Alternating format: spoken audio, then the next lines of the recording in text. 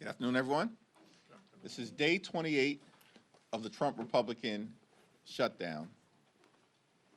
And Democrats continue to make clear that we will sit down with our Republican colleagues anytime, any place, here at the Capitol or back at the White House in order to reopen the government, enact a bipartisan spending agreement that actually meets the needs of the American people, and address the health care crisis that Republicans have caused that is devastating people all across the country, in working class America, rural America, urban America, small town America, the heartland of America, and black and brown communities throughout America, particularly at this point, given the Republican refusal to extend the Affordable Care Act tax credits. That will cause premiums, copays, and deductibles to increase by tens of millions of people by thousands of dollars per year. At the same time, Republicans are now threatening to weaponize hunger against the American people and withhold funding for nutritional assistance for children and seniors and veterans and women. This is on top of the fact that in the one big ugly bill that Republicans passed in July, in addition to a nearly $1 trillion cut to Medicaid, Republicans enacted the largest cut to SNAP in American history, $186 billion cut. They ripped food from the mouths of children, seniors, veterans, women, and families in order to provide massive tax breaks to their billionaire donors. It's completely and totally unacceptable. And on top of that, now they are threatening to withhold funding that the Trump administration has in a contingency fund in ways that will deprive everyday, hard-working American taxpayers of the nutritional assistance they need to put food on the table. It's now my honor to yield to the top Democrat on the Appropriations Committee, Congresswoman Rosa DeLauro. Thank you. Thank you so much, Mr. Leader, for convening this press event today and on this particular issue, which is really so critical. And I want to say a thank you to my colleague, Angie Craig, and as the ranking member on agriculture. Thank you for your expertise. Thank you for your leadership on this very, very critical issue that we're talking about today. I want to start by making one thing abundantly clear. What President Trump is doing on the hunger issue and on the nutrition issue is immoral. I am the ranking member on the Appropriations Committee, and I promise you that there is funding available to provide SNAP benefits beyond November 1st. There is, at the very least, over $5 billion in contingency funds that Congress set aside. Congress, Democrats and Republicans, set aside explicitly to pay out SNAP benefits in the event of some unforeseen circumstances, like President Trump's shutdown. They are, in fact, by doing this, in violation of the Empowerment Control Act of 1974. The contingency funding that we set aside for SNAP is not optional spending. It is required by the law. We appropriated that money for this purpose. The White House must spend it, and what they are doing right now, blocking these funds from going out, is illegal. As a matter of fact, on October 1st, they took $750 million from this fund to deal with paying benefits in Puerto Rico and providing administrative costs to other states. So they acknowledge that this fund can be used in order to deal with SNAP benefits. There's nothing stopping the Trump administration from making sure that every single one of the 42 million Americans, 16 million children, 8 million seniors, 4 million people with disabilities, 1.2 million veterans receive nutrition assistance in November. And we are at a cost of living crisis with skyrocketing food costs. And President Trump is doing right now is using the fear that so many working people have about where their next meal is coming from as a political bargaining chip. Does anyone actually believe for 1 second that if President Trump really wanted to cover the SNAP benefits, they would not be able to find the money? When he wanted to bail out his buddy in Argentina, they found $40 billion. When he wanted to build a new ballroom to host his billionaire donors, they found $350 million. They found the money. When he wanted to make sure his Homeland Security Secretary could fly in style on 2 new luxury private jets, they found the money, $172 million. But now, when it comes to making sure hungry families can put food on the table, all of a sudden, they can't find the money. And what it costs us every month is $8 billion. And I saw the Secretary, Rollins, this afternoon saying it's at 9.2. I'm trying to find out where she got that number. It's $8 billion to cover SNAP dollars. Is that right, Angie? Right. Angie knows these numbers by heart. She's now talking about 9.2. False. And that there is no, they have, with the snap of a finger, that money can be released and get to people who need it. So if there's between $5 and $6 billion, we may be $2 billion short, but that's enough to get us into November until what we're doing, and then we can look to deal with the rest of it. The Trump administration is more than happy to cut backroom deals. They want to dole favors out to the highest bidders. It's a shame that 16 million children who rely on SNAP benefits did not shell out a hefty donation to the president's inaugural fund. But they're only kids, after all. House Republicans are still on vacation. We have not voted on any legislation in over a month. But if they were here, I doubt that they would object to the president's decision, not just because they are too cowardly to stand up to him under any circumstances, but because decimating food stamps, its food stamps, is what they have wanted all along. Their big, beautiful bill, as the leader has pointed out, and his signature piece of legislation slashes SNAP funding by $189 billion. That will strip 22 million Americans of some or all of their nutrition assistance over 10 years. Let me just conclude by saying to you that does anybody believe there is a shortage of food in the United States of America? Anyone who believes that? No. We have an abundance of food here in this country. And the president is required by law to use the remaining money in the contingency fund that Congress appropriated.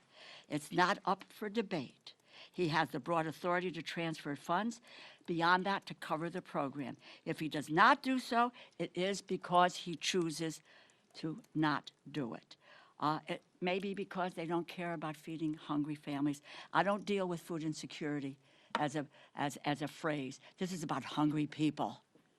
People going hungry in the United States when we have an abundance of food in this country. This is not a game, it's people's lives. We're the wealthiest nation in the world, as I said, with the abundance of food, and no one, not an adult, not a child, not a senior, not a veteran, should go hungry in the United States. Under President Trump and Republicans' failed leadership, it is just one crisis after another. Open enrollment for health insurance begins in 4 days. They have not addressed the health care crisis they created. President Trump and the Republicans should return to Washington, end the shutdown. Vacation is over. We are here, we are working, and we are ready whenever they decide to join us.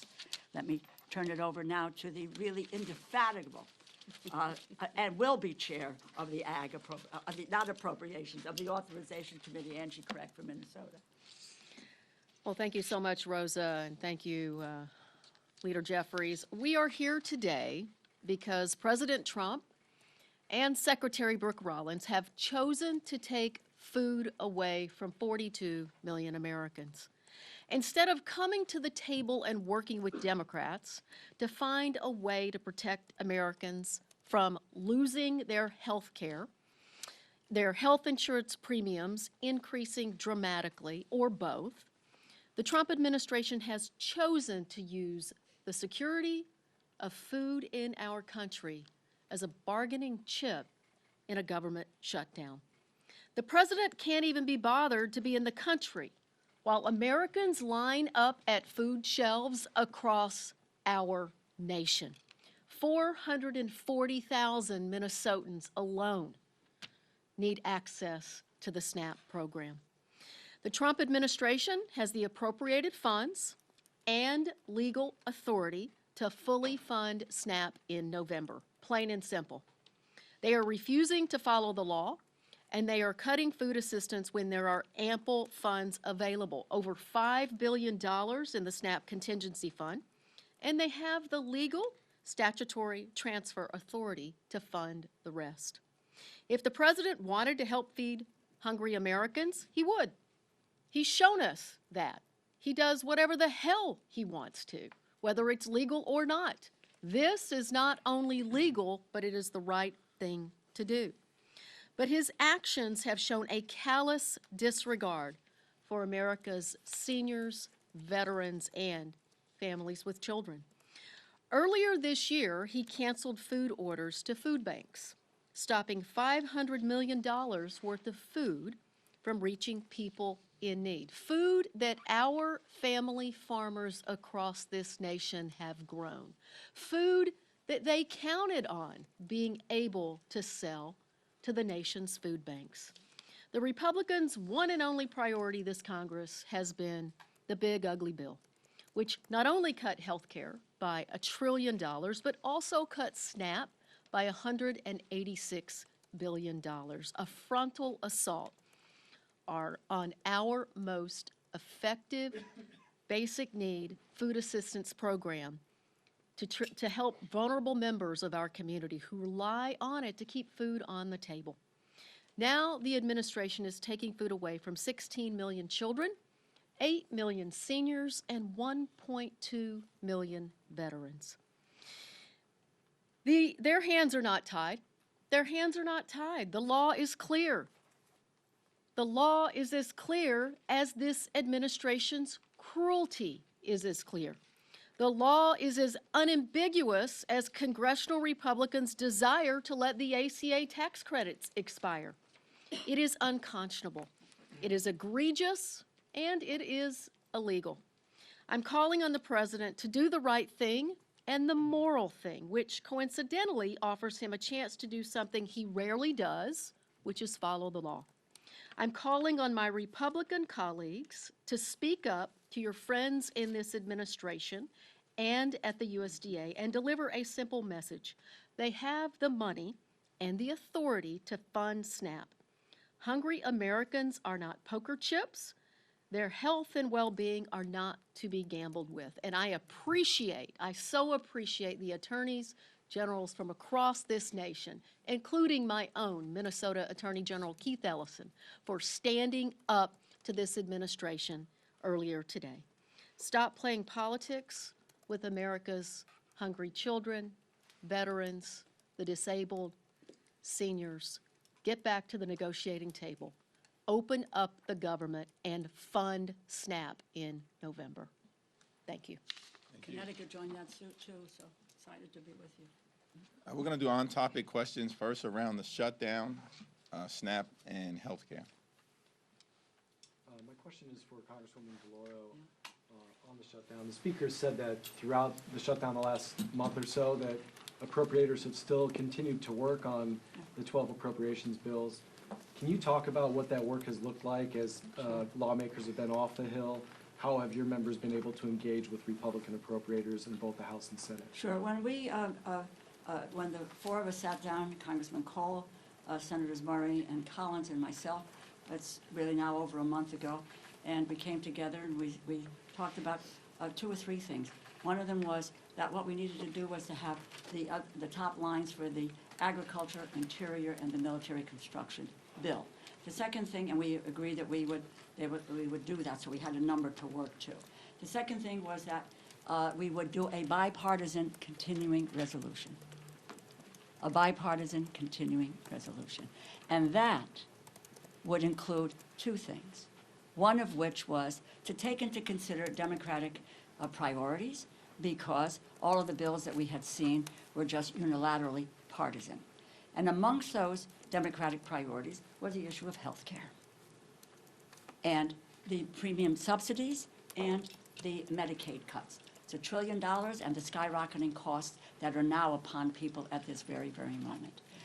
And the other thing that we spoke about, and there was a consensus about this, that what we needed to do was, in the future, when the appropriators came to a conclusion, that would stick, and that we wouldn't have any unelected bureaucrats who were saying, no, money's going here, money's going there, everywhere, except for where it was appropriate.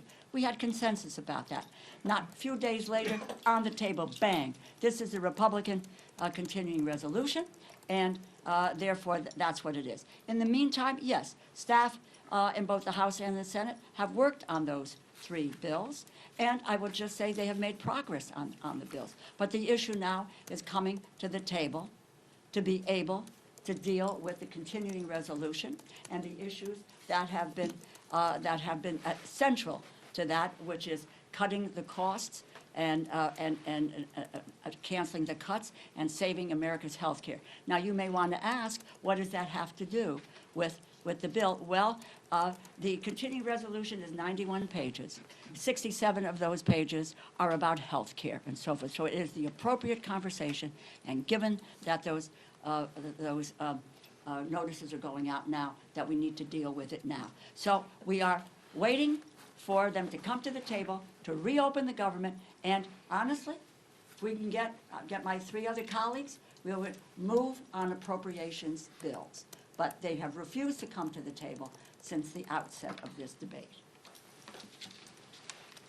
And Donald Trump and Republicans have taken a my way or the highway approach from the very beginning of this Congress.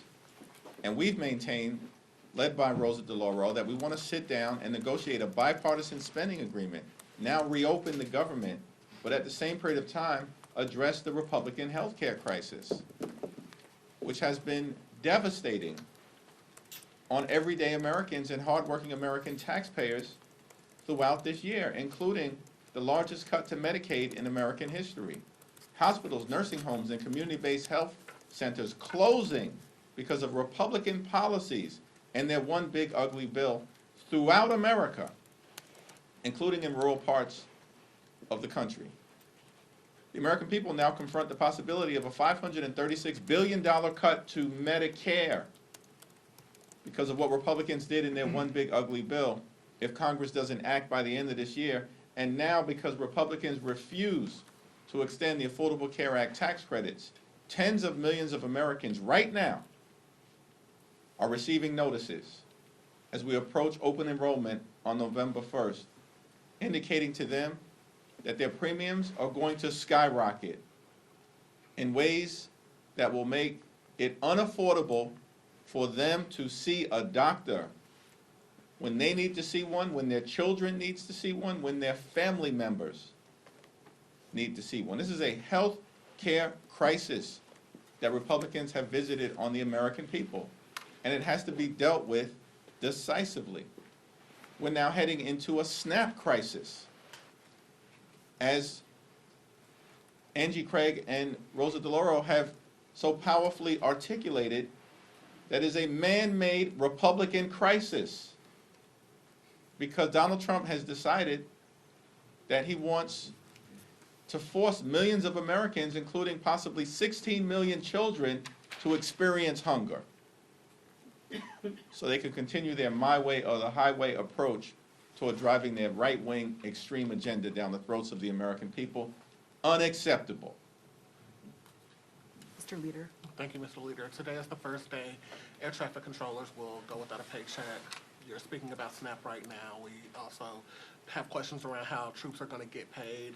At the crux of your fight against the Republican bill is the ACA is healthcare. Are you concerned that these other issues, these other pressing issues like SNAP, the air traffic controllers not getting paid, troops not getting paid, are you concerned that that will start to dominate the conversation or dominate the consciousness of America, that the ACA conversation kind of gets pushed to the wayside? Well, we've made clear from the very beginning that we want to enact a bipartisan spending agreement that meets the needs of the American people, that improves their quality of life, that drives down the high cost of living here in this country, where costs haven't gone down, as Trump promised on day one, costs have gone up.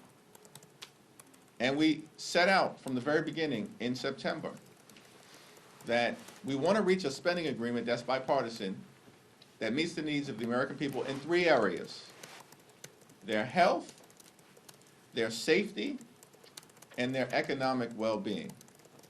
And that, of course, includes making sure that they can put food on the table in the wealthiest country in the history of the world. Donald Trump and Republicans have launched an all-out assault on the American people from the very beginning of this presidency. And it's cruel, and it's punitive, and it's hurting everyday American. We want to reopen the government. Republicans in the House have been on vacation now for 5 consecutive weeks. They've canceled votes for 5 consecutive weeks. This is extraordinary. If we reached an agreement, they wouldn't even be here to pass one, because they want to keep the government closed.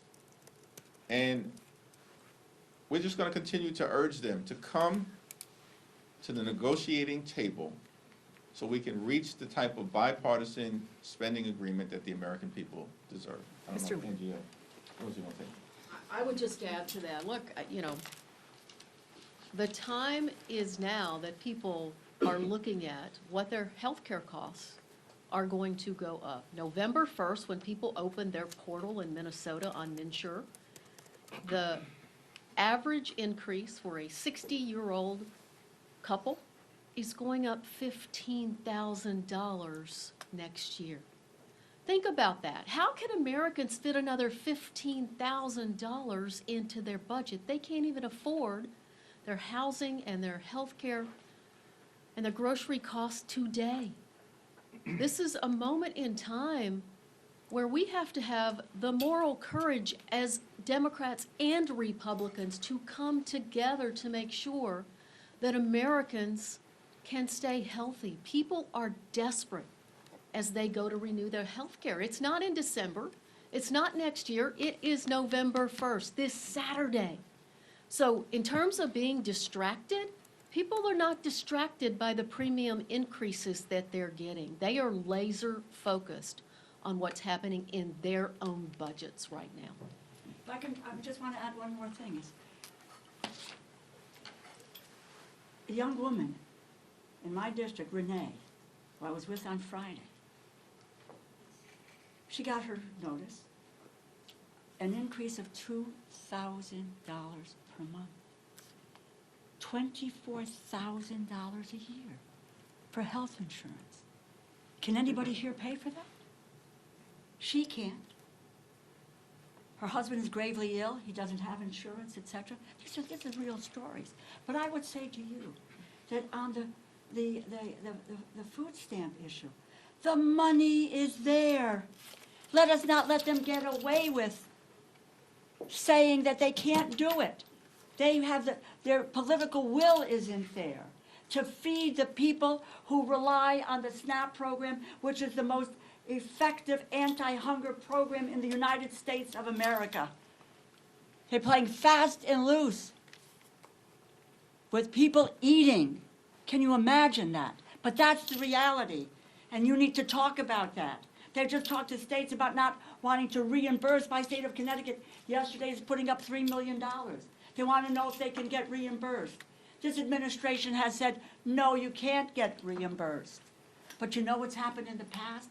Because Democrats and Republicans have come together to work on these issues, all the benefits have been paid out, whether it was a reimbursement or it was the benefits that they so deserve and that they qualify for. This is an administration that is lawless at its core, and we cannot let them get away with it. Mr. Lee.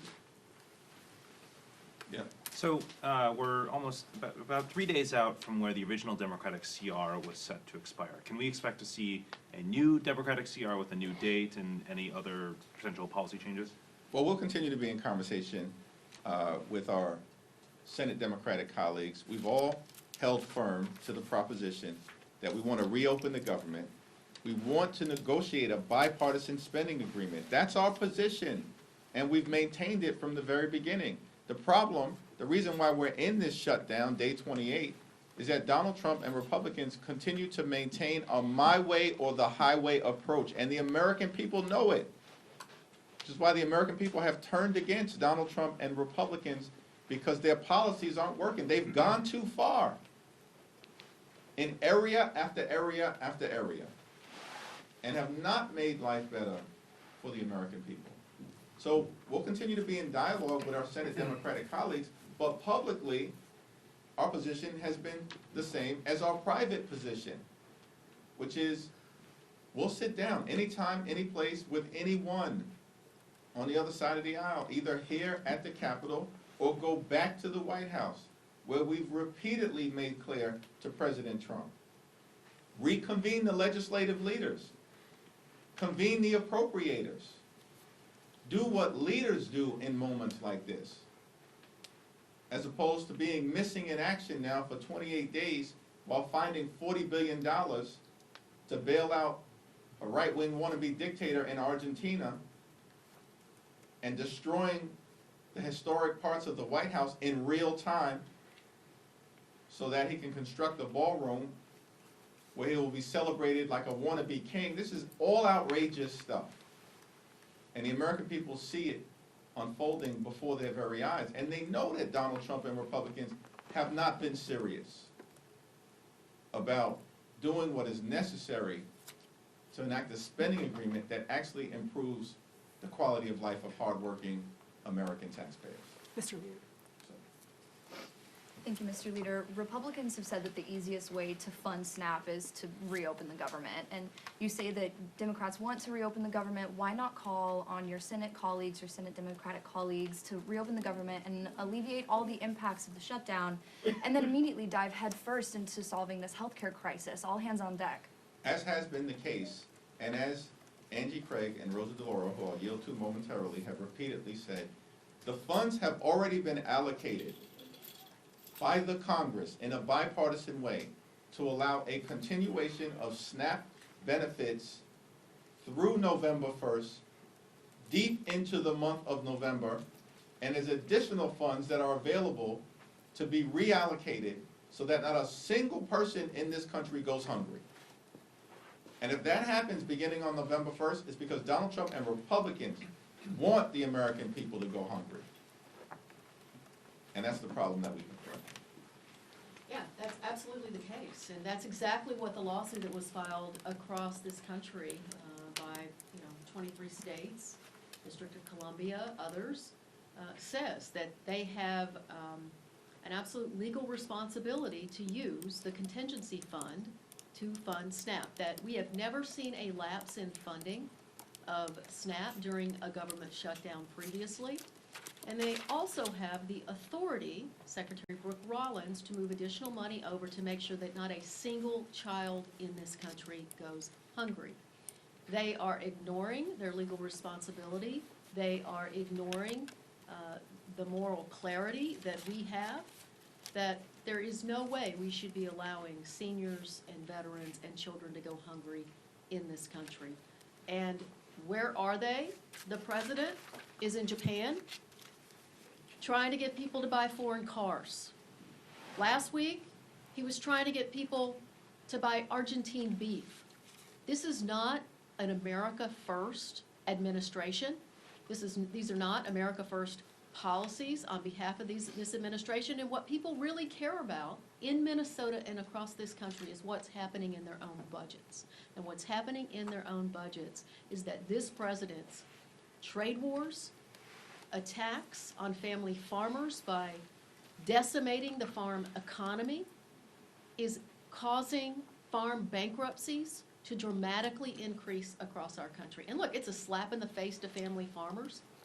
Without those farmers, we will not have food security in this country. And this administration needs to step up and do the right thing.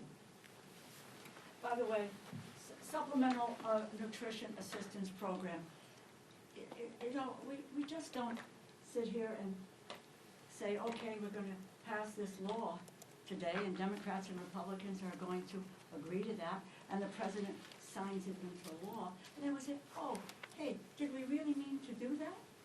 And just to ignore that, which is what is happening. It is in the law. And they are violating the law because they don't have the political will to do it. Because, you know why? Because what they want to do is, as Secretary Rollins did this afternoon on TV, is to say that the Democrats are responsible for taking food out of the mouths of children, or some other, quite honestly, cockamamie excuse that she might have for not following what the law of the land is. But it is, quite frankly, starting with January, there's been an unbelievable violation of the Constitution and the laws of this nation with this administration. But you know, let's stand our ground and let the people know that the money is there. They need to wave their magic wand, and the money will go out, and in short order, we'll be able to get 42 million people fed in the way that the food stamp program has done from its outset. We thank Congresswoman Rosa DeLauro and Congresswoman Angie Craig for their continued leadership. Thank you. Thank you. This question is for any of the representatives, but now it'll be for you, Leader Jeffries. Mike Johnson and some of his Republican colleagues have pointed out the pain of Americans losing access to nutritional assistance programs, including in his press conference today. Although they do blame Democrats for funding health care for who they call illegal aliens, do you think there's going to be any flexibility for them in meeting with Democrats to address this issue, given they've talked about it? The Republicans passed their one big ugly bill in July. And that bill hurts everyday Americans to reward their billionaire donors. And in that bill, they enacted the largest cut to Medicaid in American history. Hospitals, nursing homes, and community-based health centers are closing all across the country, including in Louisiana, because of what Mike Johnson and Republicans did in that one big ugly bill. And at the same time, they cut SNAP benefits by $186 billion. Donald Trump and Republicans literally ripped food from the mouths of hungry children, seniors, families, and veterans in order to reward their billionaire donors. That's what the one big ugly bill was all about. And so at this moment in time, these Republicans have zero credibility as it relates to the issues connected to health care and SNAP. Because the American people have already seen what Republican policies look like.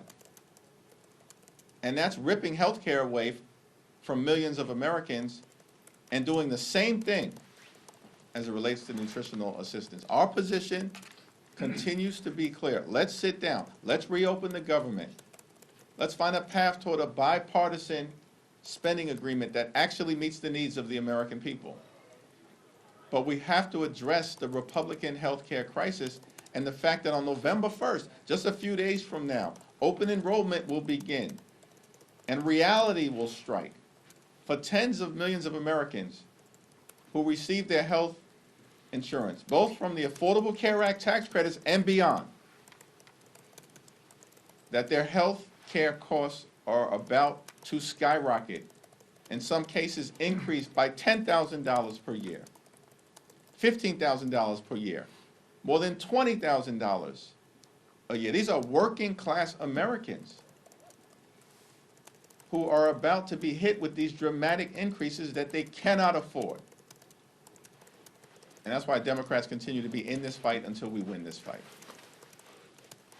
Thank you, Leader Jeffries.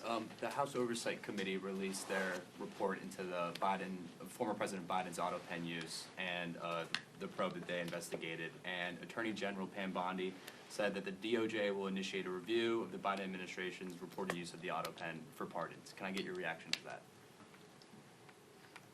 The so-called chairman of the House Oversight Committee, James Comer, continues to behave like a malignant clown. We can't point to a single thing that he's actually done to make life better for the American people. Here's what he should investigate.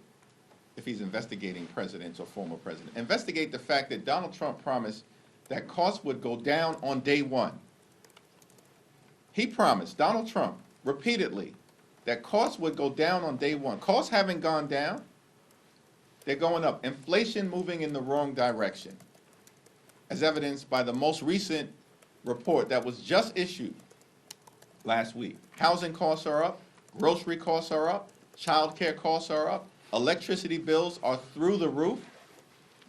And now, because of the Republicans' refusal to extend the Affordable Care Act tax credits, tens of millions of Americans are about to experience dramatic increases in their health care costs that will force medical bankruptcy on many of them, or they'll have to make a choice between going to see a doctor, putting clothing on their back, paying the rent or mortgage, or putting food on the table. This is what's happening in the United States of America, the wealthiest country in the history of the world.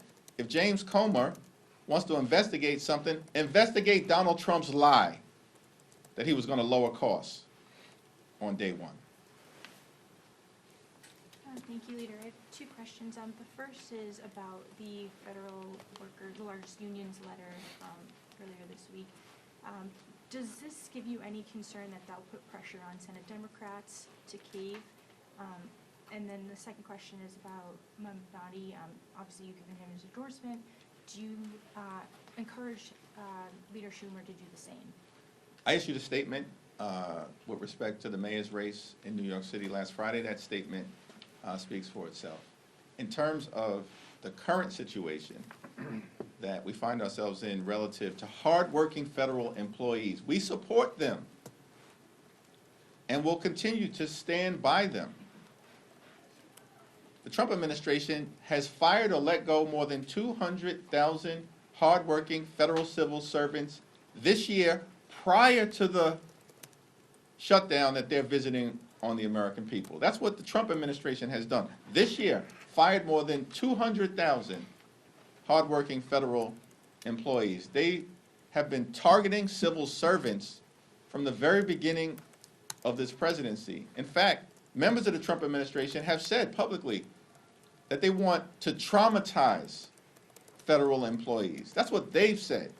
That's what the OMB director said. So our position will remain consistent. We want to reopen the government. We want to make sure that every single federal employee gets paid, both the ones who are furloughed and the ones who are essential workers who have been forced by this Trump administration to work without pay because Donald Trump and Republicans continue to keep the government shut down. We know that's their position because House Republicans have canceled votes for 5 consecutive weeks. We know that's the Republican position because the Senate Republican leader continues to bring the same partisan Republican spending bill to the floor for a vote. It's now been brought to the floor 13 times, and it's went down to defeat 13 times because Leader Schumer and Senate Democrats, partnering with House Democrats, have continued to take the same position. We will not support a partisan Republican spending bill that guts the health care of the American people. Third row. Thanks, sir. I'm curious for your reaction to reports that DHS has purged senior ICE officials and wants to replace them with Border Patrol. Are you concerned that this might signal a shift in how the administration is approaching deportations? Well, our view with respect to the immigration issue generally is that we support a safe and a strong and a secure border at all times. And that will continue to be important. We have a broken immigration system and it needs to be fixed. It needs to be fixed in a comprehensive and bipartisan way.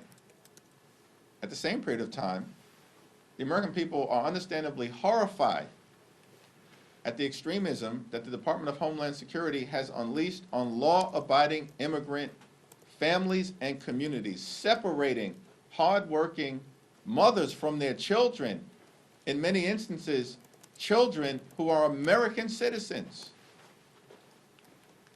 And so it's our hope that if there's going to be a change in personnel, it's actually to enact a more humane approach rather than what we've seen in community after community throughout the country, including in the Chicago area, which is rightly turning off the American people to the extreme immigration policies of Donald Trump and the Republicans.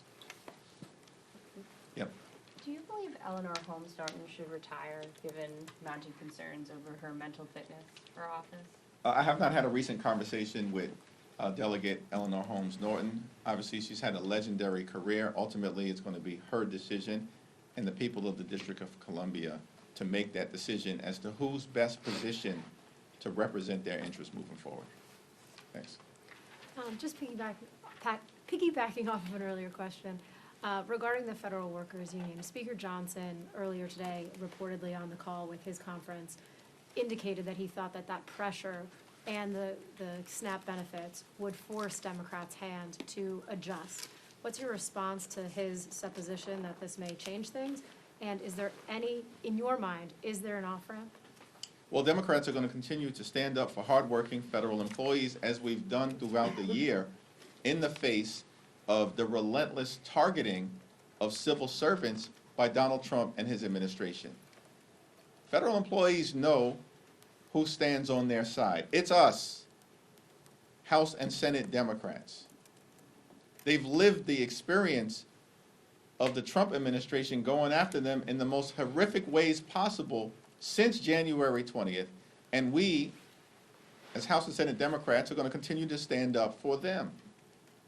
We're going to continue to stand up for nutritional assistance.